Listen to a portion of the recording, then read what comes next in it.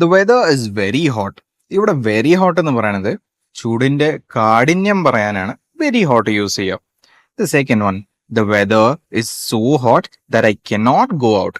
ഇവിടെ so hot എന്തിനാ use ചെയ്യണം? വളരെ ചൂടാണെന്ന് പറയാൻ, ബട്ട് അതിന്റെ കൂടെ ഒരു റിസൾട്ടും പറയാനാണ് സോ ഹോട്ട് പറയണത്. അതായത് ഒരു ഫലം. The weather is so hot, ഇവിടെ റിസൾട്ട് എന്താ? പുറത്തു പോകാൻ സാധ്യമല്ലാത്തപ്പോൾ that I cannot go out എന്ന് പറയാം. The weather is too hot to go out. അതായത് പുറത്തു പോകാൻ സാധ്യമല്ലാത്തപ്പോൾ, അമിതമായ ചൂടുള്ളപ്പോൾ നമ്മൾ ടു ഹോട്ട് യൂസ് ചെയ്യാം. Very, so and too. ഈ 3 അഡ്വേർബ്സിന്റെ യൂസേജ് നമ്മൾ കണ്ടു. ഫസ്റ്റ് വൺ എന്താ? വളരെ ചൂടാണ്, അതായത് കാഠിന്യം പറയാനാണ് യൂസ് ചെയ്യുക. സെക്കൻഡ് വൺ, ഒരു ഫലം ഉണ്ടെങ്കിൽ സോ ഹോട്ട് യൂസ് ചെയ്യാം.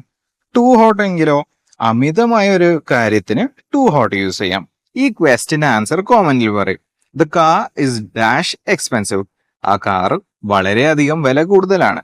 ആൻഡ് ഇതേപോലെ ഇൻട്രസ്റ്റിംഗ് വീഡിയോസ് കാണാൻ ആംഗ്ലോഫോൺ മലയാളം ഫോളോ ചെയ്യൂ. Anglophone, your phone is your English teacher.